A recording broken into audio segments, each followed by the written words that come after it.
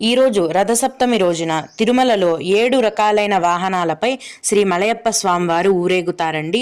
ఈరోజు సర్వదర్శనం టికెట్లను, చిన్న పిల్లల సుపదం ఇన్ఫాంట్ దర్శనాన్ని మరియు 500 రూపాయల ఆర్జిత సేవల దర్శనాలను, అలాగే రికమెండేషన్ లెటర్స్ పైన ఇచ్చే దర్శనాలను కూడా టీటీడీ వారు రద్దు చేశారు. ఈరోజు తిరుమల దర్శనానికి వెళ్లాలనుకునే భక్తులు ఎటువంటి దర్శనం టికెట్లు లేకుండా నేరుగా వైకుంఠం క్యూ కాంప్లెక్స్ నుంచి ఫ్రీ దర్శనానికి వెళ్లాల్సి ఉంటుంది. భక్తులందరూ కూడా ఈ విషయాన్ని గమనించవలసిందిగా మనవి. ఇక కొందరు శ్రీవారి భక్తులు అడిగే ముఖ్యమైన దర్శనానికి సంబంధించిన సందేహాలు, వాటి యొక్క సమాధానాలను గురించి తెలుసుకుందామండి.